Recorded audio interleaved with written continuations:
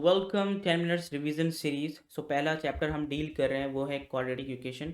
और quadratic equation को बहुत स्मूथली डील करेंगे, बहुत ज़ीरो से डील करेंगे। प्लीज़ प्लीज़ प्लीज़ रिक्वेस्ट कर रहा हूँ कि ज़रूर ब ज़रूर नोट करें, ठीक है। इसको नोट्स बनाएं, पेन पेपर के साथ स्टार्ट करें, ठीक है। सबसे पहली बात मैं पॉलिनोमियल करना चाहूँगा कि पॉलिनोमियल होता क्या है। बेसिकली पॉलिनोमियल क्या है, general form of the equation है, यानी कि इक्वेशन का ये जनरल फॉर्म है, ठीक है। हमारे पास क्वाड्रेटिक इक्वेशंस होंगी, हमारे पास क्यूबिक इक्वेशंस होंगी, लीनियर इक्वेशंस होंगी। तो ये क्या है, पॉलिनोमियल एक जनरल फॉर्म क्या है इक्वेशन का। a1 a2 a3 an ये क्या है, कांस्टेंट टर्म्स हैं। एंड ये x2 x1 x3 ये तमाम चीज़ें क्या है, वेरिएबल्स हैं। Got it. इन वेरिएबल्स पे ये क्या लगी है, पावर लगी हुई है, ठीक है। हम इस पे ज़्यादा लफड़े पे नहीं पड़ते हैं, आगे बढ़ते हैं। Just for the knowledge you have to know कि जनरल फॉर्म इक्वेशंस का ऐसा दिखता है। रूट क्या होता है, रूट क्या होता है, सॉल्यूशन। रूट क्या है, सॉल्यूशन। कोई भी क्वेश्चन हम सॉल्व करते हैं, उससे जो भी आंसर निकलता है, जो भी सॉल्यूशन निकलता है, that is called root. Value of the solution of the equation. Equation को सॉल्व करने पर जो वैल्यू हमारे पास आती है वो क्या होता है, रूट होता है।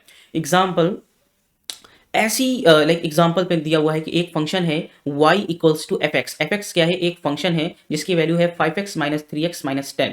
5x माइनस 3x माइनस 10 ये क्या है, एक लीनियर इक्वेशन है। इस पे हमने क्या किया, इसका सॉल्यूशन फाइंड करते हैं। इसको जब हमने सॉल्व किया 5x minus 3x equals to 2x and 10 हमारा माइनस वाला उधर चला गया, तो हमारे बचा 2x इक्वल्स टू 10। x की वैल्यू आ गई 5, x की वैल्यू आ गई 5, तो 5 क्या है, सॉल्यूशन है। 5 क्या है, इस इक्वेशन का, इस फंक्शन का सॉल्यूशन है। तो अब हम क्या कर रहे हैं कि देखिए जरा, x इक्वल्स टू 5 जब हमने क्या किया कि x इक्वल्स टू 5 को इस फंक्शन के अंदर पुट किया, x की वैल्यू पुट की। तो जब हमने 5 पुट करी तो देखो 5 5 जा 25, 5 3 जा 15 एंड माइनस 10, तो ये हमारे पास आया 25 माइनस 15 माइनस 10। तो 25 में से 25 चला गया, बचा 0। तो इसका मतलब क्या हुआ कि जो भी हमारे पास सॉल्यूशन आता है, जो भी हमें इक्वेशन को सॉल्व करने के बाद जो सॉल्यूशन आता है, उसको जब हम फंक्शन में, जो भी फंक्शन दिया गया था उस पर अगर हम पुट करते हैं तो वो क्या बना देता है, उसको जीरो बनाता है। Zero banana in the sense क्या है कि x एक्सिस पर वो इक्वेशन कट कर रही है। यानी कि हम जानते हैं कि एक हमारे पास y एक्सिस होती है, एक हमारे पास x एक्सिस होती है। तो अगर कोई भी चीज़ x एक्सिस पे कट करती है तो उसके कोऑर्डिनेट्स क्या होते हैं, x, 0। और इक्वेशन क्या होगी उसकी कि y इक्वल्स टू 0 इसकी इक्वेशन होती है। और y क्या है, हमारा fx है। y हम क्या ले रहे हैं, फंक्शन है। तो फंक्शन 0 कहाँ पर होता है, कहाँ पर होता है, x की वैल्यूज पर फंक्शन 0 होता है जब वो x एक्सिस पर कट करता है। इतना हमको समझ में आया, बहुत अच्छी बात है, ठीक है। तो हमने क्या समझा कि अभी हमारे पास क्या है कि पॉलिनोमियल के जनरल फॉर्म होता है इक्वेशंस का। रूट्स क्या होते हैं, रूट्स वो होते हैं जो कि किसी भी इक्वेशन के सॉल्यूशन होते हैं, ठीक है। रूट्स को अगर हम फंक्शन में पुट करेंगे, इसके अंदर पुट करेंगे, तो ये क्या होगा कि ये जीरो वैल्यू देगा हमको। जीरो वैल्यू क्यों देगा, क्योंकि ये एक्स एक्सिस पे ग्राफिकली कट करता है, ठीक है।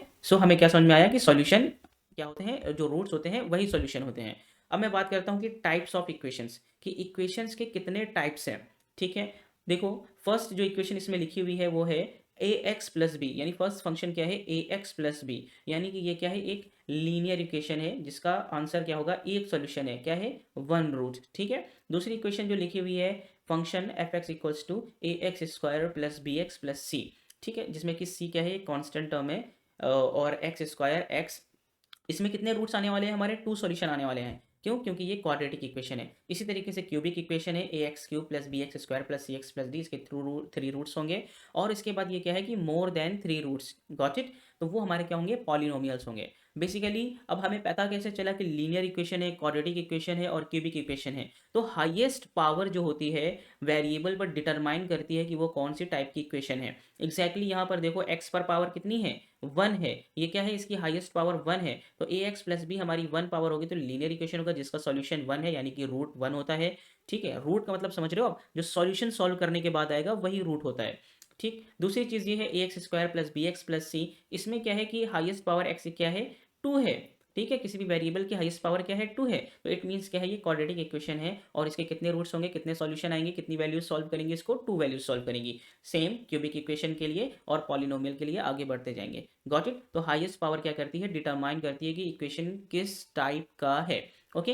एक चीज रिमेंबर करने की है कि अगर जैसे कि क्वाड्रेटिक इक्वेशन हम पढ़ रहे हैं और क्वाड्रेटिक इक्वेशन में दो से ज्यादा रूट्स आ रहे हैं, यानी दो से ज्यादा उसका सॉल्यूशंस आ रहे हैं, तो क्या होगा कि वो इक्वेशन नहीं है, वो क्या बन जाएगी, आइडेंटिटी बन जाएगी। क्या बन जाएगी, आइडेंटिटी बन जाएगी। जैसे कि हम फॉर्मूला देखते हैं, एक्स प्लस बी का whole square, x square plus b square plus 2xb kind of this formula. ये क्या है, एक आइडेंटिटी है। इसमें क्या है, more than two roots form होते हैं। Got it. तो मोर देन टू रूट्स जब फॉर्म होंगे क्वाड्रेटिक इक्वेशन में, वो क्या बन जाएगी, आइडेंटिटी बन जाएगी। या फिर more than three roots cubic equation में फॉर्म होंगे तो क्या बन जाएगी, हमारी आइडेंटिटी बन जाएगी। तो अभी तक जो हमने रिवीजन किया है उसमें से हमने जान लिया कि रूट्स क्या होते हैं। रूट्स किसी भी इक्वेशन का जो सॉल्यूशन करके आंसर आता है वही रूट्स होते हैं। रूट्स वो वैल्यूज होती हैं जब हम फंक्शन में उसको पुट करते हैं तो क्या होता है, वो फंक्शन को जीरो बना देती हैं। Got it. और जितनी ज्यादा हाईएस्ट पावर होगी किसी भी वेरिएबल में वो उसकी इक्वेशन होगी। 3 पावर होगी तो क्यूबिक होगी, 2 होगी तो क्वाड्रेटिक होगी, और उसी के हिसाब से उसको उतने रूट्स आएंगे। अगर मोर देन रूट्स आ रहे हैं इक्वेशन के अकॉर्डिंग पे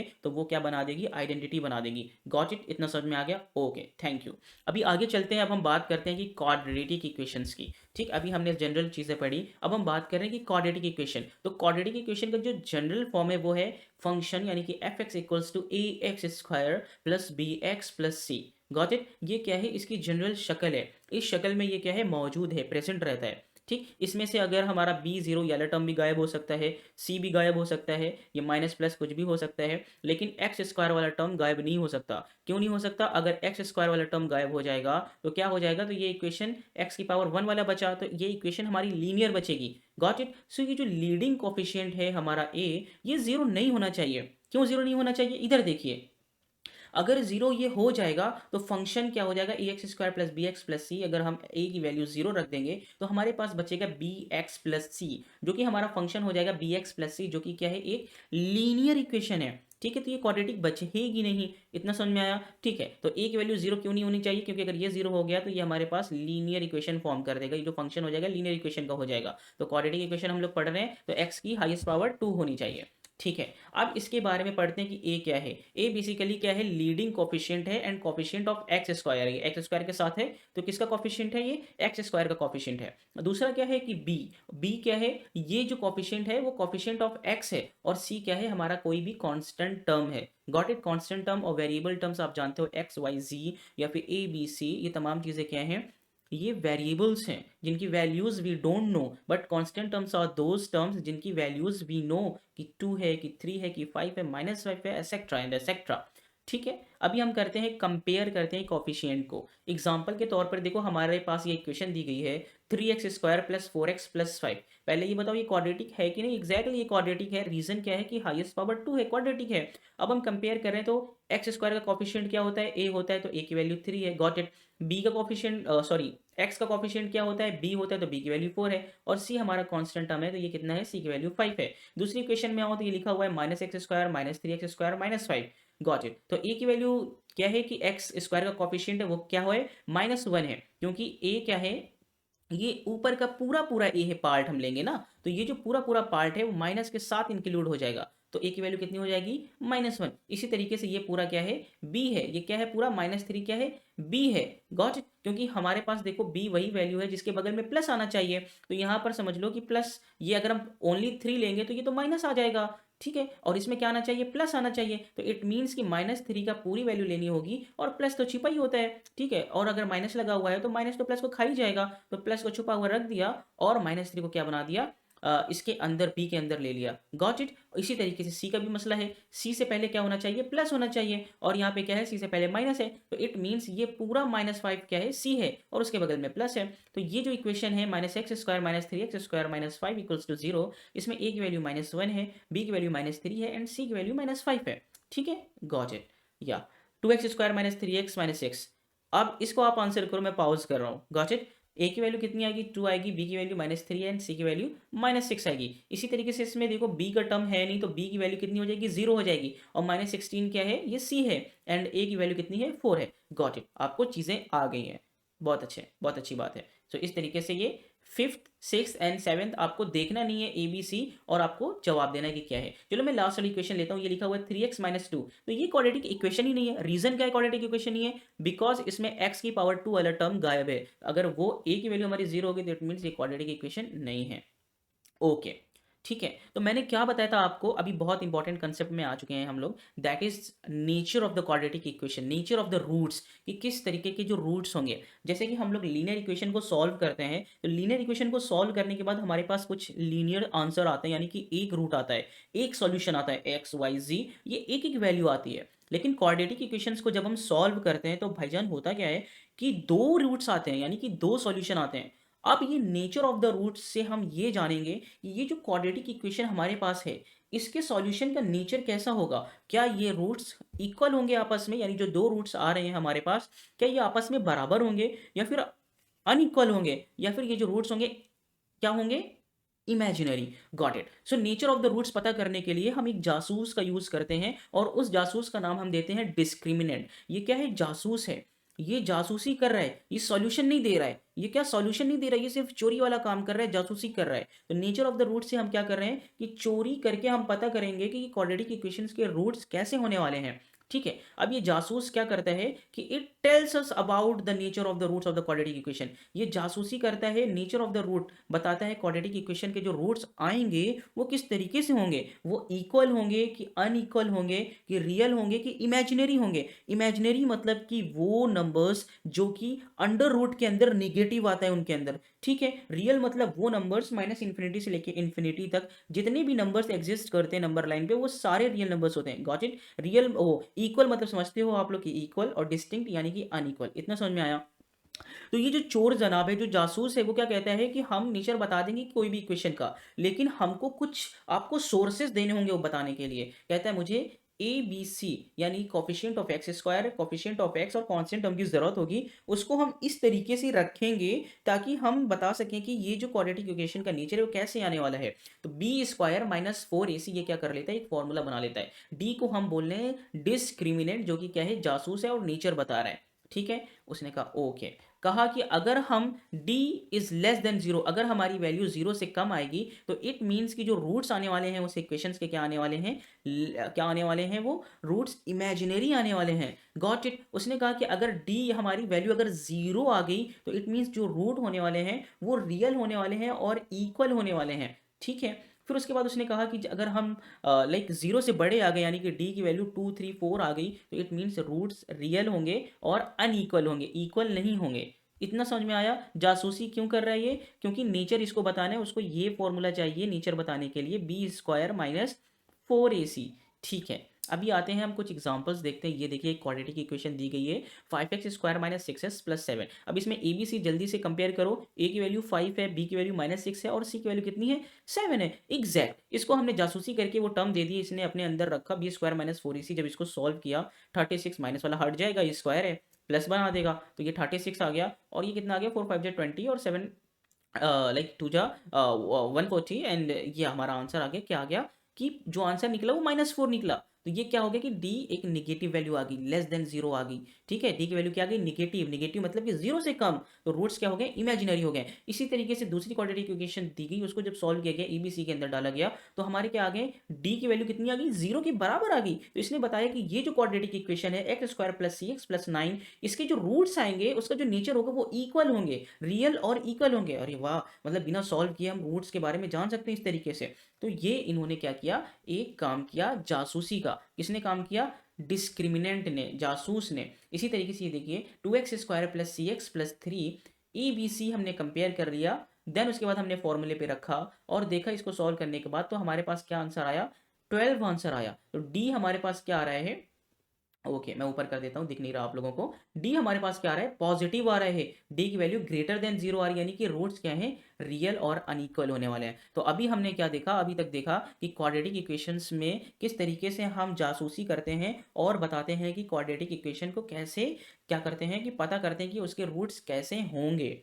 ठीक है, डी की वैल्यू अगर जीरो से कम है तो रूट्स हमारे क्या होने वाले हैं, इमेजिनरी होने वाले हैं। डी की वैल्यू अगर जीरो है तो रूट्स हमारे क्या होने वाले हैं, इक्वल होने वाले हैं। और डी की वैल्यू अगर क्या है, कि जीरो के लाइक ज़्यादा है जीरो से, तो हमारे रूट्स रियल एंड अनइक्वल होंगे। ठीक है, ओके। नाउ बात करते हैं solution of the quadratic equation. अब क्वाड्रेटिक इक्वेशन हमको दे दी गई है, अब उसको कैसे सॉल्व करना है, किस तरीके से ये सॉल्व होगी और कैसे दो रूट्स हमको निकालने हैं, किसी भी तरीके से हमें वो दो रूट्स के आंसर चाहिए। तो हमें बताया गया, क्या बताया गया, कि पहला जो मेथड से हम सॉल्व करेंगे वो फैक्टराइजेशन मेथड होगा, और दूसरा जो मेथड होगा हमारा वो एक श्रीधराचार्य फॉर्मूला है। तो यानी कि दो तरीके से हम क्या कर सकते हैं, क्वाड्रेटिक इक्वेशन को सॉल्व कर सकते हैं। पहला फैक्टराइजेशन मेथड अब हम पढ़ते हैं। देखते हैं कि फैक्टराइजेशन मेथड क्या है। तो फैक्टराइजेशन मेथड में ये देखिए हमारे पास इक्वेशन दी गई है क्वाड्रेटिक इक्वेशन की, लाइक इसका एग्जांपल भी दिया गया है कि x square minus 5x plus 6 ये क्वाड्रेटिक इक्वेशन है इक्वल्स टू 0। पहला स्टेप क्या है कि multiply A and C I E A c, यानी कि फर्स्ट टर्म जो लीडिंग कोफिशिएंट है और सी जो कांस्टेंट टर्म है उनको क्या करना है, आपस में मल्टीप्लाई करना है। Got it. तो हमने क्या किया, ए सी को जब मल्टीप्लाई किया तो 6 और 1, यानी कि एक्स स्क्वायर के आगे 1 है और ये पूरा 6 है, तो हमने जब मल्टीप्लाई किया तो हमारे पास आ गया 6, तो 6 1 जा 6, इतना कर लिया। अभी क्या बता रहा है second step, now find factors of a c, यानी कि अब ए सी यानी कि जो हमारे पास आया है उसके फैक्टर्स फाइंड करने हैं। फैक्टर्स वो वैल्यूज होती हैं जो कि डिवाइड कर रही हैं पर्टिकुलर को, कि उसके कितने फैक्टर्स हैं। ठीक है, मैंने कहा 6, 6 से कितने फैक्टर्स हैं, 1 से भी डिवाइड हो जाता है, 2 से भी हो जाता है, 3 से भी हो जाता है और 6 से भी हो जाता है। तो एलसीएम लेने से भी पता चल जाएगा और इजीली डिवाइड करने से भी पता चल जाएगा कि कौन कौन से इसके फैक्टर्स होते हैं। ठीक है, तो हेयर प्लस सी, यानी सी से पहले क्या लगा हुआ है, प्लस सी लगा है, तो इसका मतलब क्या होता है, अच्छा इधर लिखा हुआ है कि now add and subtract factor in such a way it gets equals to b. Add कब करना है, अगर प्लस सी हो, और सब्ट्रैक्ट कब करना है, सब्ट्रैक्ट कब करना है जब माइनस सी हो। देखो जनाब, अभी आपने क्या किया कि ए और सी को मल्टीप्लाई कर लिया, और मल्टीप्लाई करने के बाद क्या किया कि इसके फैक्टर्स पता कर लिए कि भाई फैक्टर्स क्या होंगे। अब कहा जा रहा है कि इन फैक्टर्स में से ऐसे को सर्च करो, ऐसे को ऐड और सब्ट्रैक्ट करको, ऐसा नंबर लेके आओ जो कि बी के बराबर हो। किसके बराबर हो, बी के बराबर हो। तो हमने देखा कि हमारे पास क्या चाहिए, 5 चाहिए, तो 1 और 2 3 ये 6 ये हमारे फैक्टर्स है। इनमें से दो नंबर ऐसे पिकअप करने हैं जिनको क्या करने के बाद, सम करने के बाद, क्या सम करने के बाद यानी ऐड करने के बाद 5 आ जाए। ऐड करने के बाद क्यों, क्योंकि सी किससे पहले क्या लगा हुआ है, प्लस। ठीक है, ऐड कब करना है, जब प्लस सी हो, सी से पहले प्लस हो तो ऐड करेंगे। और सब्जेक्ट सॉरी सॉरी सब्ट्रैक्ट कब करना है, जब हमारे पास माइनस हो, क्या हो, माइनस सी हो। तो यहाँ पे प्लस 6 है, तो यानी हम फैक्टर्स को क्या कर रहे होंगे, ऐड करके ऐसा नंबर लेके आ रहे होंगे जो कि क्या है, बी के बराबर हो। Got it. तो हमने देखा 1 + 2 कर रहे हैं तो 3 आ रहा है, नहीं भाई ये नहीं हो सकता। तो 2 + 3 कितना आ रहा है, 5। अरे हाँ, इनको फैक्टर्स को ऐड किया तो कितना आ रहा है, 5 आ रहा है, और इनको मल्टीप्लाई करने के बाद कितना आ रहा है, ये सी आ रहा है, 6 आ रहा है। Got it. तो हमने क्या कर लिया कि 2 और 3 हमारे दो नंबर ऐसे होने वाले हैं। अब क्या करना है, put those factors and form different terms. अब इन दो फैक्टर्स को हमने पुट कर दिया 5 की जगह पर, रिप्लेस कर दिया x square minus 3 + 2x + 6 equals to 0। ठीक है, अब क्या करना है, now and form different terms. अब डिफरेंट डिफरेंट टर्म्स बना लिए, यानी कि x इससे मल्टीप्लाई के अंदर तो बना देगा 3x + 2x, अब माइनस साइन अंदर जाएगा तो बना देगा एक्स स्क्वायर माइनस 3x माइनस 2x + 6 इक्वल्स टू 0। ठीक है, अभी हमने क्या किया, फिफ्थ स्टेप हमारा क्या है, now take common and solve it. अभी हमें क्या करना है, इनसे कॉमन लेना है। अब देखा हमने कि कॉमन क्या आ रहा है, x कॉमन लिया, इन दो पेयर बना लिया, पेयर बना लिया, ये पेयर हो गया, ये पेयर हो गया। अब हमने देखा कि इससे क्या कॉमन आ रहा है, x कॉमन आ रहा है, तो x - 3 बचा, -2 यहाँ से कॉमन आया तो अंदर भी x - 3 बचा। याद रखें कि ये दोनों जो ब्रैकेट्स आएंगे वो सेम आएंगे। ठीक है, तभी हमारा क्वाड्रेटिक इक्वेशन हमको पता चलेगा कि हमने सही सॉल्व किया हुआ है। अब हमारे पास ये दो फैक्टर्स आ गए, अब इससे हमने x - 3 भी कॉमन ले लिया तो हमारे पास ये दो फैक्टर्स आ गए। तो इसका मतलब क्या हुआ, या तो x - 3 जीरो हुआ होगा तभी ये कोई जीरो आया होगा, या तो ये वाला टर्म जीरो हुआ होगा तभी ये जीरो के बराबर आया होगा। हमने कहा कि पहले ले लेते हैं कि x - 2 हमारा जीरो हुआ होगा, तो x - 2 इक्वल्स टू जीरो, यानी कि x इक्वल्स टू 2, x की वैल्यू 2 आ गई। इसी तरीके से x - 3 इक्वल्स टू 0, तो x की वैल्यू कितनी आ गई, 3 आ गई। तो हमारे दो जो आंसर आए वो कितने आए, 2 एंड 3। ठीक है, इजी है, इजी पीजी है कि इन दोनों का आपस में पहले मल्टीप्लाई करना है, फिर वो फैक्टर्स निकाल लेने हैं उनके, फिर वो फैक्टर्स को सर्च करना है जिनको ऐड और सब्ट्रैक्ट करने के बाद बीच वाला हमारा b आ जाए। ठीक है, और मल्टीप्लाई करने के बाद c आए, यानी कि ऐसे फैक्टर्स चाहिए जिनसे मल्टीप्लाई करने के बाद c है, और क्या करने के बाद एडिशन और सब्ट्रैक्शन के बाद बी आए। और एडिशन और सब्ट्रैक्शन कैसे डिटरमाइन करेंगे, अगर सी हमारा प्लस होगा, प्लस का होगा तो एडिशन करेंगे, और माइनस का होगा तो सब्ट्रैक्शन करेंगे। गॉट इट, आपको आ गया। और क्वाड्रेटिक इक्वेशन को सॉल्व करने के लिए आपको, अगर आपको ट्रिक चाहिए तो प्लीज़ काइंडली कमेंट करें ट्रिक, हम आपको ज़रूर ज़रूर एक ट्रिक का एक वीडियो देंगे, बहुत अच्छा होगा। और लाइक बहुत ईजिली आप क्वाड्रेटिक इक्वेशन को देख के बहुत ईजिली लगा सकोगे उसको। ठीक है, अभी हमारा दूसरा स्टेप आ गया, वो है श्रीधराचार्य फॉर्मूला। इस तरीके से भी हम क्या कर सकते हैं, क्वाड्रेटिक इक्वेशन के रूट्स को फाइंड कर सकते हैं। ये डायरेक्ट स्टेप है, डायरेक्ट आपको क्या करना है कि फॉर्मूले के अंदर वैल्यू को रखनी है। ठीक है, तो रूट्स निकालने के लिए जो x है, ये फॉर्मूला होता है -b plus minus under root of b square minus 4ac whole divided by 2a। पूरे को डिवाइड करेंगे 2a से। गॉट इट, इतना समझ में आया। और बी स्क्वायर माइनस 4ac ये क्या है, डिस्क्रिमिनेंट है, इसको हम ये भी लिख सकते हैं, ये भी फॉर्मूला हमारा हो सकता है कि -b plus minus under root d upon 2a। ठीक है, d हमारा क्या है, डिस्क्रिमिनेंट है, d क्या है हमारा, डिस्क्रिमिनेंट। ओके, इतना समझ में आ गया, ठीक है। अभी देखो नीचे फॉर्मूले से सॉल्व किया गया है, लेट्स सी क्या है कि ये हमारे पास क्वाड्रेटिक इक्वेशन दी गई है कि x square minus 5x plus 6, ABC हमने कंपेयर कर लिया बहुत आसानी से, जो कि हम सीख चुके हैं। एक्स की वैल्यू आ गई, एक्स फाइंड करने के लिए अब हमने फॉर्मूले में उन वैल्यूज़ को रखा और ये जब सॉल्व किया, ठीक है, बी की वैल्यू -5 है तो माइनस से माइनस खा जाएगा, प्लस माइनस लगाया, 5 स्क्वायर करके हमने देखा 25 आ गया, 6 हो जाए 24, तो अंदर हमारे अंडर रूट के क्या आ रहे हैं, अंडर रूट के अंदर 1 आ रहा है, तो जिसको हम 1 निकाल सकते हैं, ठीक है। इसी तरीके से हमारे पास क्या आ गया, ये सॉल्व करने के बाद ये हमारे पास ये वैल्यू आ गई +-1। तो एक बार क्या लेंगे, प्लस का के साइन के साथ सॉल्व करेंगे, दूसरे बार माइनस के साइन के साथ सॉल्व करेंगे। तो हमने जब प्लस लिया तो 5 + 1 डिवाइडेड बाई 2, ये हमारे 3 वैल्यू आ गई जो हमने ऊपर निकाला था। दोबारा जब हमने सॉल्व किया माइनस लेके तो हमारी एक्स वैल्यू 2 आ गई, ठीक है। तो श्रीधराचार्य फॉर्मूला बहुत ईजी है, इस तरीके से पुट करते हैं इसको, ठीक है। इसके लिए आपको क्या करना होगा, हाउ टू फाइंड रूट्स आपको जरूर ब जरूर आना चाहिए कि रूट्स को कैसे फाइंड करना है। अगर कोई लाइक इरेगुलर नंबर आ जाता है तो उसके रूट्स कैसे निकालने हैं, और कमेंट करें फाइंड रूट्स, तो इसका भी वीडियो हम जरूर ब जरूर जल्द बना देंगे, ठीक है। Equation reducible to quadratic equation. अब बेसिकली ये एक दूसरा कंसेप्ट ये है कि हमारे पास इक्वेशन दी गई होगी पावर 4 में 6 में, उसको हमको रिड्यूस करके क्वाड्रेटिक इक्वेशन के फॉर्म में करना है। बेसिकली क्या करना है कि एक्स स्क्वायर रिप्लेस करके उसको किसी भी वेरिएबल में रिप्लेस कर दें ताकि वो एक क्वाड्रेटिक इक्वेशन के फॉर्म में हमको लगे। जैसे कि देखिए ज़रा, हाँ, एक चीज़ याद करने वाली ये है कि इसमें टोटल नंबर ऑफ सॉल्यूशन 4 आएंगे। कितने आएंगे, 4 सॉल्यूशन आएंगे, डिपेंडिंग अपॉन द पावर, जितनी पावर होगी उतने ही हमारे पास सॉल्यूशन आएंगे। अभी ये देखिए एग्जांपल से समझते हैं और इसको चैप्टर को एंड करते हैं। 2x की power 4 minus 5x square plus 3। अब x स्क्वायर और ये x की पावर 4, ये तो यार क्वाड्रेटिक इक्वेशन नहीं है, तो इसको रेड्यूस करने के लिए हमने क्या किया कि x स्क्वायर को रिप्लेस कर दिया y से, यानी x square equals to y लिख दिया। तो अब हमने क्या किया, जब x स्क्वायर 2x स्क्वायर ये लिया, ठीक है, पावर आपस में मल्टीप्लाई हो जाती है, 2 2 4 बन जाएगा, तो हमने 2 ले लिया इधर और x स्क्वायर की जगह हमने लिख दिया y। तो अब हमारी इक्वेशन बन गई 2y square minus 5y plus 3, 2y square minus 5y plus 3। अब इसको हमने सॉल्व किया, देखो जरा, 3 और 2 को मल्टीप्लाई किया, AC को मल्टीप्लाई किया, हमारे पास क्या 6 आया, हमको 5 चाहिए, यानी कि 3 + 2 किया, और उसके बाद जब हमने 3 + 2 रखा और माइनस के साइन के साथ y का मल्टीप्लिकेशन किया, तो ये इक्वेशन हमारे पास सामने आई। फिर हमने क्या किया, दो दो के पेयर बना लिए, ये पेयर, और उससे हमने कॉमन लिया, तो हमारी एक y की वैल्यू 1 आई, दूसरी y की वैल्यू 3/2 आई। अब y था क्या, y तो x स्क्वायर था, तो we get y equals to 1। अब एक वैल्यू के लिए एक्स स्क्वायर पुट किया, तो एक्स स्क्वायर जब उधर जाएगा तो क्या बना देगा, अंडर रूट से कोई भी चीज़ बाहर निकलती है तो +-1 आ गया आंसर हमारा। दूसरा y इक्वल्स टू 3/2 है, तो एक्स स्क्वायर इक्वल्स टू 3/2 लिखा, और x की वैल्यू क्या आ गई, +-√3/2। सो ये था पूरा क्वाड्रेटिक इक्वेशन का रिवीजन। और अगर आपको इसी तरीके से और भी चैप्टर्स का रिवीजन चाहिए तो फॉर श्योर हम उसकी पूरी सीरीज बनाएंगे कि हम जल्द से जल्द डेप्थ में आपको रिवीजन दे सकें। आई विश कि आपने 10 to 15 मिनट्स में इस चैप्टर से बहुत कुछ सीख लिया होगा और अपने कंसेप्ट्स को रिवाइज कर लिया होगा और प्रॉपरली इसके नोट्स भी आप बनाने वाले हो।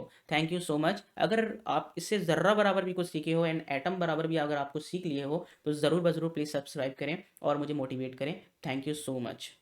Don't forget, to like, comment, and subscribe. Don't forget, to like, comment, and subscribe.